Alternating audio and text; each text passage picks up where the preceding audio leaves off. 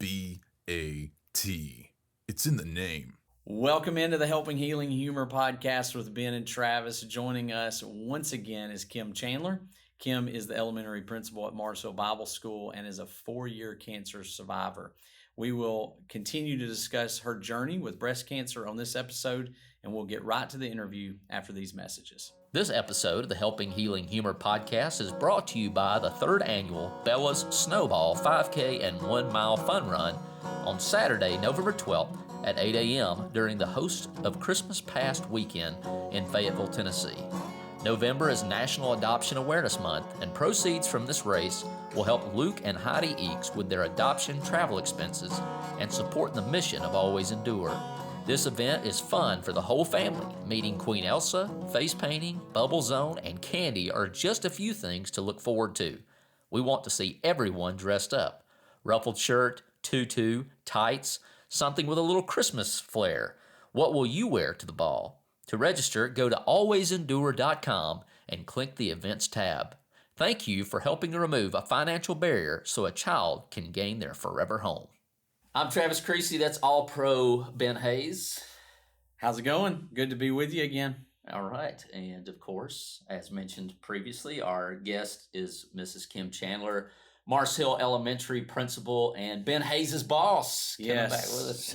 one of my many bosses. So, we're excited to have you back on the show with us again. I'm excited to be back on the show again. Well, we had a really good time last time talking to you about a tough topic. So we had fun, but we were talking about a pretty tough topic that unfortunately a lot of people have to deal with, and you've had to deal with, and that is breast cancer. And you are now, what we said earlier, a 4-year cancer survivor. So diagnosis was in 2018. Yes. Rang the bell in 2019, Yes. I believe. And so you've kind of been living this journey for a while, almost done with the treatments. Is that Almost, correct? yes. So when will that last treatment be thereabout? I have 1 more year on the medication. Okay, 1 more year on medication. So that's really awesome. You shared with us last time some myths that sometimes people hear. Sometimes those myths, I guess, maybe make people feel better, like thinking, okay, well, this can't be me because... but you said that there's probably some other myths that maybe we need to know about that we haven't talked about. Absolutely. There's at least one that I left out that I think is really important. And I did fall for several of those myths, thinking that breast cancer was something that I never had to worry about because of those things.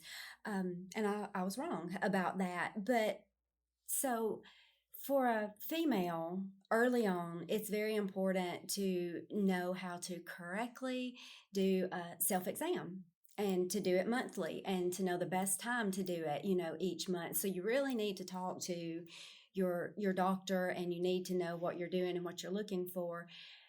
I started out early on pretty good at doing that and keeping up with it. And I mentioned I had a condition called fibrocystic breast, and so it was really hard for me to know what I was feeling when I would do the breast exam, and if that's something that had been there or hadn't been there that I needed to talk to the doctor about. So one of the myths is that you can always feel that lump, and you cannot, because I felt many different cysts over the years that were just a cyst that needed to be drained.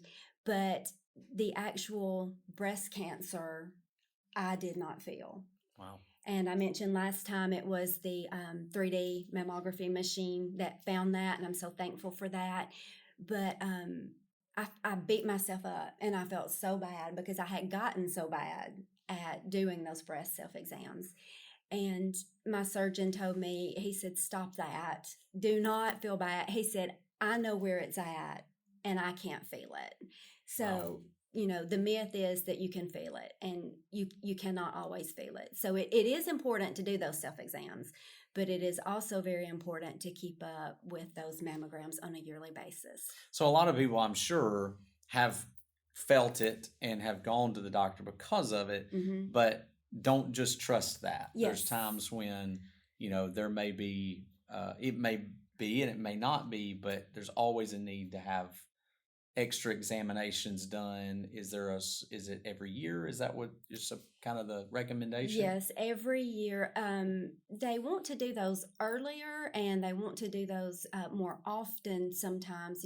Insurance and all that comes into play with some things, and it shouldn't, but it does. But if you have a family history of something, and mine was the fibrocystic breast, and that's the reason they started mine early Sure. and kept up with those throughout the time. And I'm so thankful that they did do that for me. Absolutely. Well, that's good to know. But like you said, sometimes people feel better about it's not anything, and I can be that way about other health issues. I think Absolutely. it's probably this or it's probably that, but it's not a bad idea to get checked by someone else. Always go get it checked out. Falls on me to ask the Friday refresh question of the day. And so I'm going to ask you, can you tell us more about maybe the after effects of surgery and treatment? And is there a way that, if you know somebody who's going through those things, that they can come and alleviate some of those? I think obviously after having surgery or treatments, there's things that you don't want to do. You just mentioned about, having a baby or having the flu and going home and doing all this other stuff. Are there things that people did for you that helped alleviate some of those chores that you might not feel up to doing? But so the question is there a way? What are the after effects after surgery or treatment? And then are there ways that somebody might can assist or help you kind of take care of the things that you used to could have, but the effects maybe limit you in that? Right. So I had a very good support system. I mentioned that on the last one. My family and my work family, they were there for me all the time. They were willing to do anything and everything. And lots of times they knew what I needed when I didn't know what I needed. And that was very good. They made sure that we had food to eat and that clothes were washed and the house was clean. And there was lots of pain involved after surgery. And so much of that,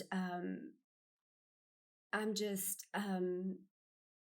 I can handle a lot. I can handle a lot of pain and everything, but that pain, it got to me. It really did. And the thoughts of having to go back to those early doctor's visits and get checked and everything just would send me to a bad place sometimes. I just did not want to do that. So my family made sure, Kevin made sure that I got to every doctor's appointment and got rechecked on everything that I needed to get checked on.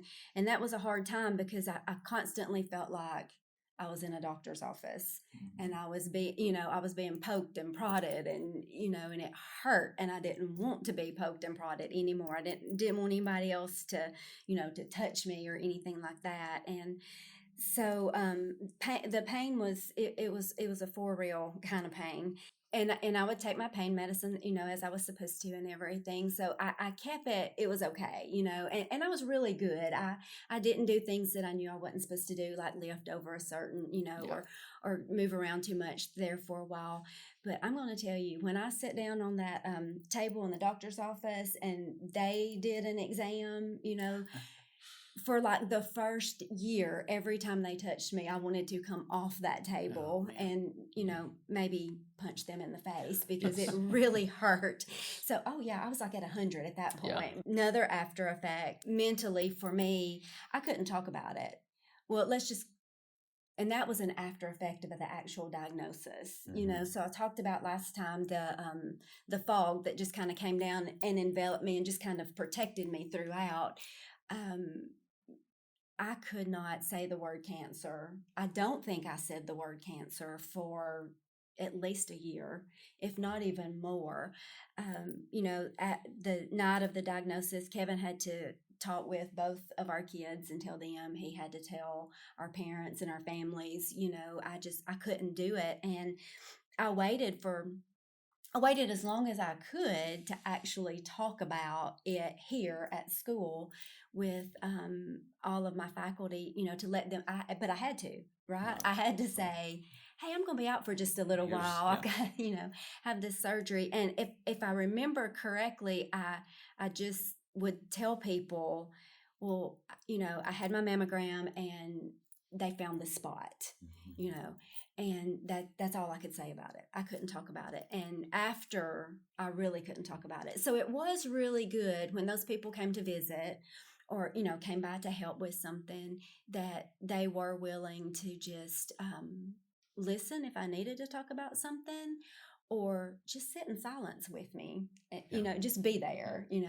It was really good. But now I can talk about it. Yeah. And I'm so thankful that I can talk about it now. And now I just want everybody to know how important it is to do your monthly self-exams and get those yearly mammograms once you get of the age that you need to be doing those, and have a very close relationship with your doctor where you can talk about everything you need to talk about. Don't be afraid to ask any questions ever.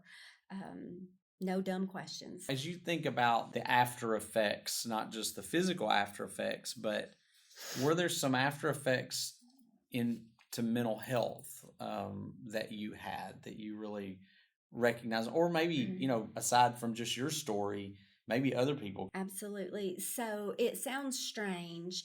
And I talked on the last podcast about getting to ring that bell in March. And when my daughter saw the picture, she said, "Were you crying when you?" And I said, "I absolutely was crying. And it wasn't necessarily tears of joy. I mean, I was so thankful that I was getting to ring that bell, but at the same time, I was so sad. And I'm like, what is wrong with you? Why are you so sad? You're ringing the bell. It's, the treatments are over. And it was relationships. It was, I mentioned that I stayed here. I did all my treatment here. I felt very confident and comfortable with all of my doctors. They had wonderful nurses. They had wonderful staff and technicians that worked with me. And so after surgery, and after all of that healing, when I started my radiation, I was very blessed that I was able to do my radiation one treatment all the way to the end with just the weekends off. Yeah. I didn't burn. I didn't have to stop at any time. But so I went every day to the same place at the same time. And I talked to the same people, and they checked on me and made sure everything was okay. And then, but even in the waiting room, when Kevin and I would be there, we met people that we didn't know and heard their stories. And we also reconnected with people that we did know. There was a friend there that we went to church with years and years and years ago when we were growing up, and hers was so much worse than mine, And then there was another gentleman there that was going through some radiation treatments for a cancer, and he was there every day. So I saw the same people every day, and I just felt so connected to them that when I rang that bell that day, the thought that went through my head was, what do I do now? Like, I don't come back here tomorrow, I go home. And how is that going to be? And, I mentioned that, the thought of going to the doctor, would just take me to a dark place. And I think people are afraid to talk about mental health because there is a stigma in our society with mental health. It's a real thing. And I feel that sometimes the people who need the most help don't talk about it because they're so afraid, of what others will think or say, or the judgments, that come out. But you just have to overcome that. You have to get past that, and you have to reach out and you have to ask for help. And like I said, I had some wonderful, wonderful doctors, and one of them even mentioned to me at some point, and I'm like, I've thought about that before, but I just kind of ignored it. He threw out PTSD, and I'm like, before I have said, I kind of sort of feel like a person who may have this, but then in my mind, that's something that people who have gone through something so much worse than me would have, our soldiers who have seen, so many things in battle and everything. So I couldn't wrap my mind around the fact that I might have PTSD, over all of this. But I mentioned on the last podcast the phone call from the nurse when, she asked me to come in and she asked me to bring Kevin with me. That just kind of triggered some things that had happened in my past where that phone call came. I lost a nephew in a wreck, and there was that phone call that I got, and I lost my dad when I was 5, and there were some phone calls, that happened around that time. And so it literally got to the point where every time the phone would ring, I was a nervous wreck. Stress. I was so stressed. And my daughter would say, "Why do you sound so worried every time you answer the phone?" And I'm like, I don't know. Do I sound worried? But I did, because I was expecting every time anybody called me for it to be bad news. So that phone call kind of triggered all of that and took me back to some memories from earlier in childhood that were resurfacing. And so Well, we've talked about that some on the podcast before, but our brain doesn't have the ability to differentiate between similar and same. mhm. So when something that is very similar traumatically, people talk about a way a certain person was dressed or going into a gas station. I had a person that was a friend of mine, wasn't a client of mine, but a friend that had been in, overseas. And he had several post-traumatic episodes. He had one in a gas station because he was in a gas station with a lot of people, happened to be in that gas station that looked like people who were in Afghanistan. Right. And he reached into his pocket and grabbed his weapon, thinking, I'm about to have to fight my way out of here. And it was he didn't do it intentionally. It wasn't a hate thing. It was Right. just his mind went there. Mhm. And then the other time he was on the interstate and trucks blocked him in. And he said that's what they would do overseas when they were going to attack you, is they would and he broke down in the middle of the interstate. So your brain doesn't have the ability to differentiate. So that phone rings, Mhm. you've had too many things that were connected to a phone ringing. Your brain started going to that point rather than, well, as Travis says, be where your feet are. I don't even think I realized that, because like I said, I would really, I'm worried. So many things would happen, and I didn't even realize, but I think I had survivor's guilt as Mhm. well. So about a year or two after, when the new cancer center opened, down the road, I got this postcard in the mail that on this certain day they were having like a drive-through parade for all the cancer, fighters and survivors, and come through and get your T-shirt and talk to us for just a minute. And so I thought, I'm going to go. I'm going to pull through and go down there and just thank them, for everything that they did for me and everything. And so I pull through, and the very first lady that I get to, she goes, "Oh," she said, "you look so pretty." She said, "Your hair is so pretty." She said, "Did you lose it?" And I just started crying. And she goes, "Oh, I'm so sorry." And I said, No, it's fine. "No, I didn't lose my hair." I said, "I know some people do, but I didn't." And I'm just crying. And I'm like, "Why am I crying?" And it was because I was thinking, there are people that had it so much worse than me, And she's like, "Oh, don't cry because you didn't lose your hair. Everybody's story in cancer is different, and all of that." And we know that stress and your mental health can also affect your physical health. So I was having some random pains and stuff, and so I went to my family doctor, and I'm telling him all of this, and he's putting it together, and he's the one that mentioned the PTSD and all of that, and I told him, I said, I'm not sleeping, and I had this pain here and here, and and I told him about the phone calls and everything. And so he said, "Tell you what," he said, "I'm going to give you something to just kind of help you relax and be calm." And he said, "It's okay, low dose." He said, "No shame in that Good whatsoever. stuff. Good stuff." So, I took it. I had my prescription filled, and I even started with halving my pill, so I was taking like half of what he, had prescribed for me, even though he told me he was giving me the lowest dose. But once that got in my system, and it helped me, and, I could calm down, and I could see things, clearer, and I could think things through and everything, and then I came off of that. And so, I feel like I'm more calm, I'm calmer today and everything. And it's not that I she can- was ever not calm to us, but maybe to you. So I kind of hear a few things in there. One, don't be careful about comparing yourself to other people's stories. One, Absolutely. everybody's story is different. Yes. Then two, don't be afraid to talk to people about it. Right. So, whether that's your doctor or family members or whoever else, if you're having some of those thoughts, talk to some people.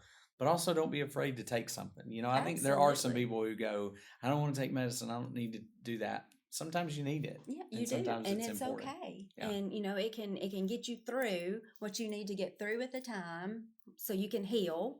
Yeah. Physically and mentally, and then And a lot of people can get off of it after a while. I think you could can't. say when God gives the command to subdue the earth, it's using all the good things that come from There the are earth some things to help you cope with whatever's going on in a healthy way. And that's certainly a healthy way. And I was given a lot of that stuff in the hospital to get me to calm down so I could sleep. So this is kind of maybe a little bit more of a personal question, but I feel like it's one that I've heard people comment about. I know that with some women, breast cancer has a big effect because there's at least some identity wrapped up in womanhood and the Yes. way you look and physically. So do you want to address that? Is that something that you can address towards, Yes, for women absolutely. about like, how do you manage that when you get this diagnosis? Because some people, you had lumpectomy, some people have mastectomy, some people have double mastectomies. So I know that's probably different for everybody, but how is that? How can one manage that?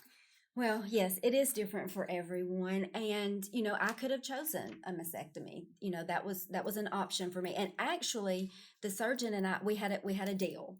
So the deal was this: you've said, and my other doctor has said, that lumpectomy followed by the radiation and the medicine is the best course of action. That's what you would recommend to your mom, and that's what I've decided. But they also told me, of course, they had to prepare me for when we go in, we don't know what we might find. Thankfully, when they went in, lymph nodes were clear, and the area that he took out when they tested it was all clear and everything. So that was great. And then I was able to get some genetic testing done as well, because I wasn't over 50, I was under 50 at the time.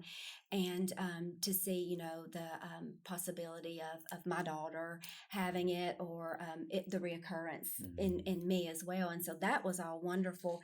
And so I did not think I was strong enough to do a mastectomy. And they recommended the lumpectomy, and Kevin and I talked about it. And so my deal that I made with my surgeon was this: if you get in there and it's worse than what you think, take them. Just go ahead. Just go ahead. The mastectomy will be, if I wake up and that's what I wake up to, I will be prepared for that, because I don't want to go through this again. From the day of my diagnosis until the day of my surgery, so from New Year's Eve 18 to January 19, that's a very short amount of time to make all these big decisions. Yeah. So you have to trust your doctors, and you have to have faith in your God that He is going to take care of you and that you are making the right decision. And so I just want to have all my bases covered. This is my plan. But when you get in there and you notice, or you see, then this is plan B. Sure. Thankfully plan A is what happened. And so I was all good with that. I did not think I was strong enough to have a mastectomy, because then you have to decide, am I going to do reconstructive surgery? Right. Or am I just going to be fine like I am? And at the time, I was in my mind still young. I'm 48, and I'm thinking I would want to have the reconstructive surgery, and Kevin is wonderful. He is very supportive. It's just whatever you want, it's going to be fine. Whatever you want to do, I'm behind you, you do what you want to do. So my surgeon was so good that the first time I went back to the doctor to have a mammogram after my surgery, they didn't believe me when I told them it was my left breast that they needed to image that day, because they couldn't see the scar. Wow. And I promise you, I know I've been through this. I know which one it is, And so I have a very light, small scar. There is some for people with radiation, and everybody's different, but there's going to be some discoloration and depending on how much tissue they take out, some disfiguration there. And now the scar that I have under my arm is a little bigger, and it is a little discolored from the radiation, and that will bother me from time to time. But I also have a scar that's up and down because I had an emergency C-section one time. Gotcha. And but maybe I'm just at the point in my life where like I can celebrate those things. Good things came from Victories. those scars. Yeah. Victories came from those scars, and they don't bother me. The devil hates that. He has to hate it. He hates the testimony of something that was meant to hurt your relationship with God, that you then turn around and respond with praise and helping others. He's got to hate that. He has to hate that. It all goes back to your support system and just, being able to talk to people. Well, something I would say to maybe people who, and I said this to somebody yesterday, not about this particular topic, but sometimes I went to a conference years ago and the guy was saying this. I thought, well, that makes a lot of sense. I deal with people who are struggling with bipolar, or they're struggling with PTSD, or they're struggling with something else. And it's important to make, and you might say cancer, it's important to make the differentiation between, I've used that word twice today, it's weird, between the fact, $10 word. Yeah, but between what I am and what I have. Like, I'm not, someone is not bipolar. They have bipolar. They're struggling with it. Someone is not cancer. And I don't know that many times we go, I'm cancer. But sometimes there's that identity, if somebody has to take a breast, or if somebody has to even have an arm removed, or something that, a lot of times there's identity with that. Well, I've lost this part of me. You lost a limb, or you lost a part, but you didn't lose who you are. Right. And so he would have patients go through, I have a hand, but I'm not a hand. I have a foot, but I'm not a foot. And so those pieces of your body, no matter which ones they are, do not define you. And, understanding that part of it mentally, just like if you have a diagnosis of something, it's not who you are. It's just something that you happen to be struggling with. Well, I didn't want to say we've had a lot of people start sharing the episodes, and I guess maybe it's just because that we ask them to. So we're going to keep doing that because you're giving us what we want. And so, be sure to share, whatever platform you're on, to let us know you appreciate what we're doing. And also the tremendous information that's shared, I think just can help anybody. If you don't have somebody who's been impacted by cancer and even breast cancer, the chances are and the percentages say you will. So, put it in your back pocket or share it. And maybe somebody else can find it that will help somebody along as well. And then, if you're watching on YouTube or Facebook, whatever it is, subscribe, like, all that good stuff. We sure do appreciate it. It helps us out. But Mrs. Chandler, thank you for being with us again and taking the time to be with us. Thank you for letting me. Thanks for being with us for this episode of the Helping Healing Humor podcast. Be sure to download our free ebook, 28 Days of Focused Living, at benandtravis.com and receive all of our Helping Healing and Humor extra content directly in your inbox. We look forward to having you join us at the same Ben and Travis time, same Ben and Travis channel.